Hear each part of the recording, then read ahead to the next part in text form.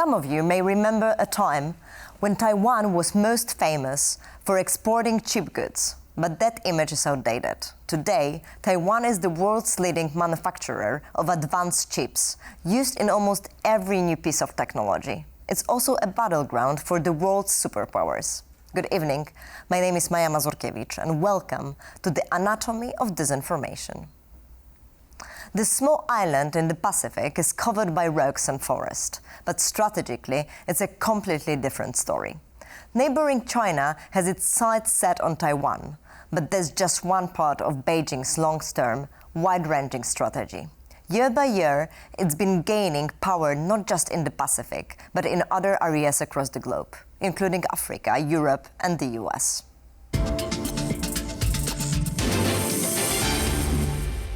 Taiwan isn't just a frontrunner when it comes to computer chips. It's also ground zero for Chinese disinformation. Last year, the island held elections that saw multiple influence operations by Beijing, which tried to win votes for its preferred candidates, making heavy use of AI. We'll talk about that and more with our guest. Jerry Yu, Senior Analyst at Doublethink Lab.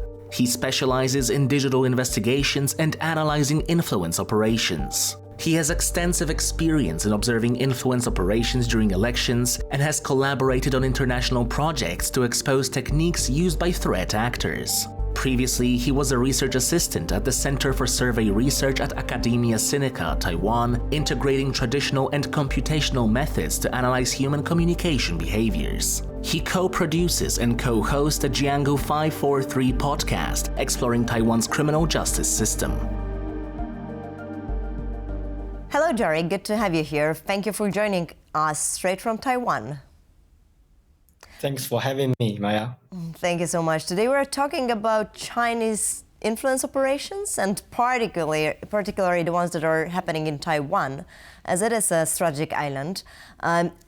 We are recording the show in Europe and we mostly focus on Russian disinformation. So how different are tactics, techniques and procedures that China use? Yeah, so compared to Russia, because Russia have been a long history to use influence operations that targeted many countries. But for the PRC, basically they learned how to use influence operations to target Taiwan and other Indo-Pacific regions countries. So basically they learned some techniques from Russia. So China, they learn how to use influencers and use medias to influence like Taiwanese people. And I think the biggest difference is that China, they are good at bribe or give some interest to local influencers, like local YouTuber, TikToks, or politicians, and let them to create their stories that is pro-China. So they're basically hiring the influencers a lot. Yes. Mm-hmm. Yes. And they do that in the different countries? Can you see that? So basically, different countries have different patterns. Like in Taiwan, we've seen that they use fake accounts to promote some pro-China narratives. And it just sounds like Taiwanese people's opinion, but actually not. So what are those fake accounts. So what are those pro-Chinese narratives that you were saying? So they'll say, oh, our government is useless, or we don't have good military power to fight against China. So why should we, fight with them? We should be their friends. So this narrative actually aligns to Beijing government's narrative that we are all friends, we are all family between Taiwan Strait. So they're very much based on this, and do they use as well the narratives, as we are saying quite a lot, coming from the Russian narratives, the ones that polarize the society? Like, for example, we are seeing a lot of migration issues being used by the influence operations in Russia. Do you see the same things, or is it different also because Taiwanese society is different? Yeah, I think it's a little bit different because we don't actually have so much immigrants in our country. We have some, but it's not like majority or so many people. So I think the majority techniques is to divide our trust between Taiwanese people and between foreigners and between governments. So we can see their narrative is to spread the untrust atmosphere in the society to let people to don't trust our governments. Yeah. And what are the biggest vulnerabilities of the Taiwanese people that you're saying that they are being used? Is it like the fear or not knowing what Taiwan should be? Should it be part of China? And do you think that it's really like the biggest vulnerability that you have in the society?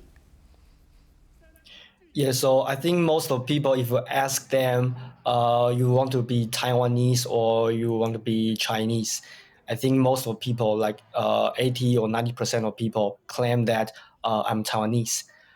But the situation is that not many people aware that the influence operations really happen, because we can see some narratives saying that our government, they are terrorists.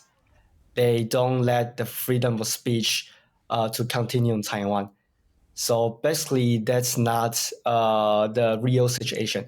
The real situation is that China, they don't have freedom of speech. But in Taiwan, we still have freedom of speech.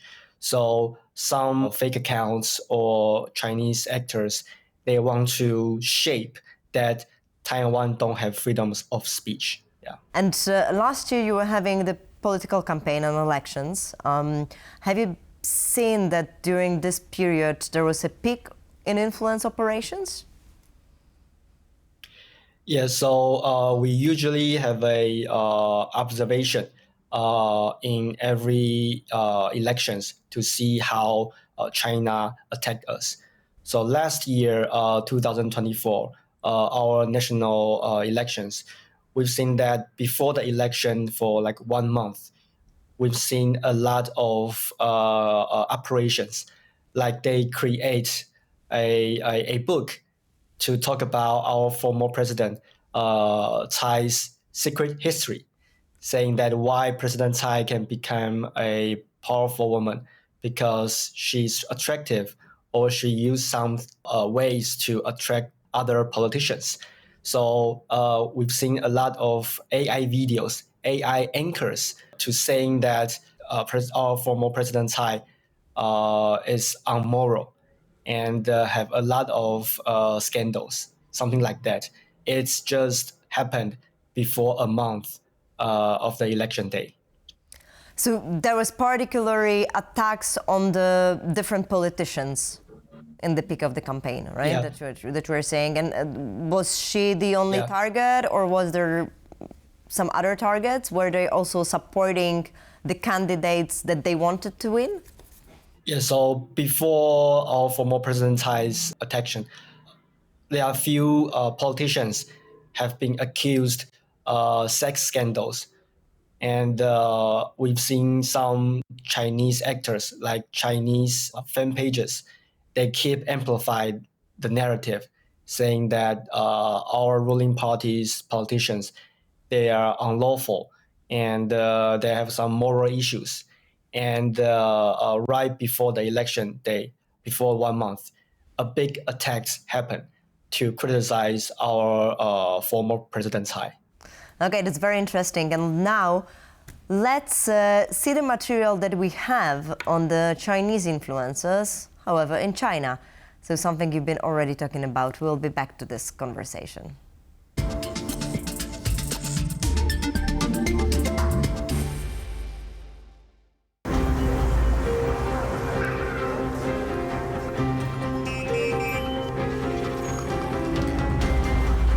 After coming here and seeing Xinjiang with my own eyes, it kind of makes you think the nonsense that Western media is coming out with. It's ridiculous. It doesn't make sense. Doesn't add up.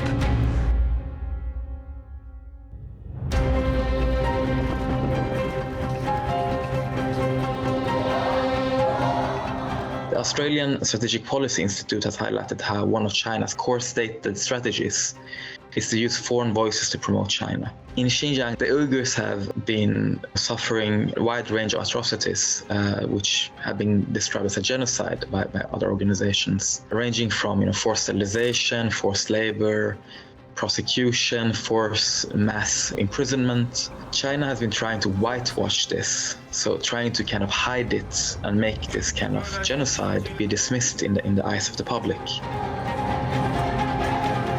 The influencers who've been invited, but also very curated tours.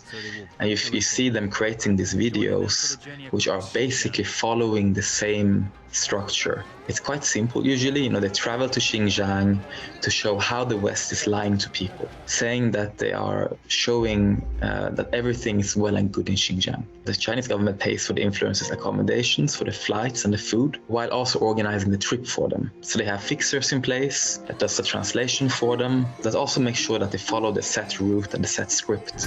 We have just landed in Xinjiang. One case that really stands out is a YouTube channel called Jason Living in China. In this case, it's not just a regular influencer going on a trip and showing how great Xinjiang is. Rather, Jason is joining a car company called MG Cars, which is a British company now owned by a Chinese state-controlled company. And while he was focusing a lot on promoting the car, the rest of the video was basically him walking around, eating with the Uyghurs, seeing people dance and have fun in a club. He attended a wedding, saying that the Western media is lying and that he's just completely dismissing the atrocities that are happening in Xinjiang. These guys just invited me to the table. Oh, 你好，你好，你好。你哪儿来的？什么？你哪儿来的？英国的。英国。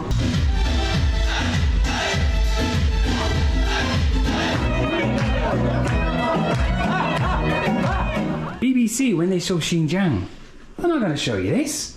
As you can see, China is relying on, it's not per se paying people directly. It's rather they create opportunities for them. They try to entice them through other things than direct payment. Man, tiny little plane. Looks like a private jet. We just saw one of the tactics of PCR using different hiring teams of influencers, including the Western one, to basically wash their reputation. Is something similar happening in Taiwan? Basically, during the election and also now, we've seen some influencers on TikTok. They use the same script to promote pro-China's narrative. For example, they said the first thing is that during the election, some people are criticized the election fraud. And we saw some TikTokers, they usually share the videos about makeup, about how to dress good. And suddenly they talk about election fraud. They say we have to notice maybe this time there will be an election fraud made by our government. And their script are all the same and on TikTok. That's interesting. And was that picked up by the society? Because that videos just pop out 2 weeks, maybe 2 weeks before the election day. So not many people, get these videos, but it definitely makes some impact. At least 10,000 or 50,000 of people have viewed this video, short videos on TikTok. Yeah. Can you tell that the viewing actually indicated that there was a public discussion about it, or was it only one of the narratives that you saw during the research? So only the research, we've seen only this kind of incidents that some influencers, they use the same script to promote that Taiwan society, Taiwan governments have election fraud.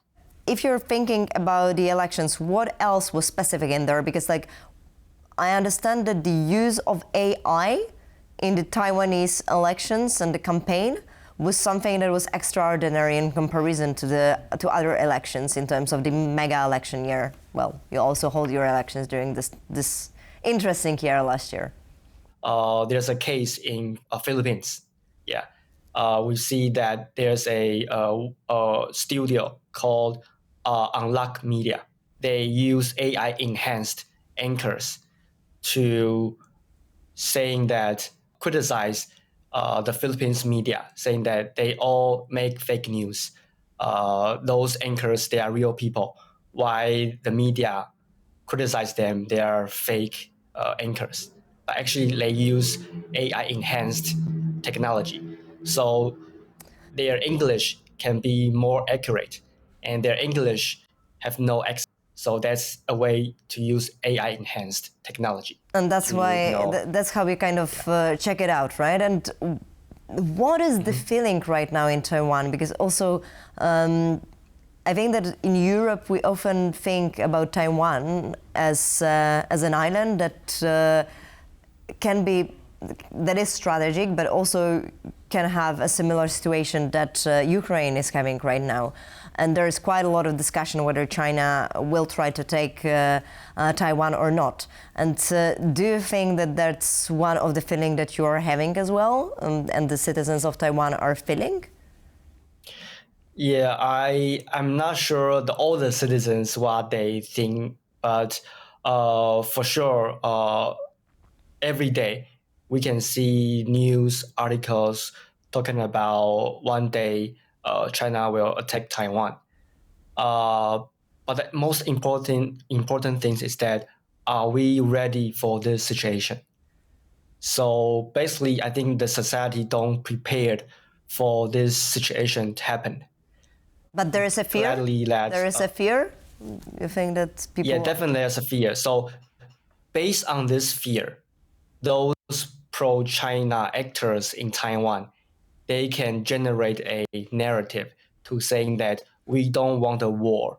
So we need to negotiate with China. We need to, to make a friend with China. We are all family. So that's the narrative. But they don't ever talk about how to prepare the war. So we can see the pro-China narratives. They just keep saying, we don't want war. And they don't want to face the situation that if one day the war is coming, what should we do? So there is no resilience, do you think? I think the resilience still have, but I just mentioned about the pro-China actors, their narratives. So in Taiwan, I think our resilience is that, just like I said, if you ask Taiwanese people, you are Chinese or Taiwanese, most of people will say, I'm Taiwanese. And we are prepared, and we are preparing the situation that one day if they attack us, we are Taiwanese, we are not Chinese. That's our identity, that we are Taiwanese. So in our mind that if the war is coming, we will against it instead of, oh, we are all Chinese, because no, we are Taiwanese. So we have this mentality to against China. And this mentality wants to be changed by China right now, no? Yeah. So our government needs to be think about the situation. If the war coming, what should we do, right? Our government needs to talk with citizens, and we need to come out a plan to prepare the war. Yeah. And in terms of disinformation, there's in the expert field, right? I hear a lot about Chinese disinformation in Taiwan, but is it also something that citizens are aware of? I think some of citizens, they're aware of China keep spreading disinformation or propaganda. But also another half of Taiwanese people may be not aware of the situation is serious right now. So because there's a discussion in Taiwan is that there's no FIMI from China. There's only freedom of speech control by our own government. So that's kind of a conspiracy theory that our government may have more control of our public opinion. So very similar narratives that, for example, Musk is bringing in, right? Yeah. And Jerry, I have last question to you. Why are you doing what you're doing? You mean my job? Yeah, like why I mean your job. Why you are so invested in the influence operations, and what is your motivation? Yeah, so I was graduate from criminology. So, I want to be a crime analyst. I think information operations, or FIMI, I treat it as a crime. It's a national crime. So we may not have law to regulate it, but actually, if you see the pattern, if you see what those authoritarianism, what they did, it actually is a crime, right? Like war crime. So that's why I'm really dig into it and really have a passion about how to understand their techniques, just like crime. Yeah. Thank you so much, and good luck in your further job. Thank you for joining. Thank you for having me. Now, let's see who the 50 Cent Party are and what role they play in Chinese disinformation operations. The 50 Cent Party consists of state-sponsored internet commentators employed by the Chinese government to promote pro-CCP narratives and suppress dissenting voices online. Its members, often government employees or hired citizens, pose as regular users to flood the internet with positive comments about China and its policies. The name, 50 Cent, originates from an outdated claim that they were paid 50 renminbi cents per post, though many of the members are likely fulfilling their official duties. This state-driven network enables China to manage public discourse, steering online discussions away from sensitive topics and reinforcing the government's ideological stance both domestically and internationally. You might think disinformation operations are mainly the domain of Russia. And if you live in Europe, that's probably true. But Chinese actors have repeatedly been accused of running highly targeted influence operations, and not just in cyberspace. When experts talk about disinformation, they usually mean FIMI, or foreign information manipulation and interference. But when you are an everyday citizen, what really matters is how bad actors are using social media and other methods to change your opinions and affect your behavior. So until next time, keep calm and think deeply.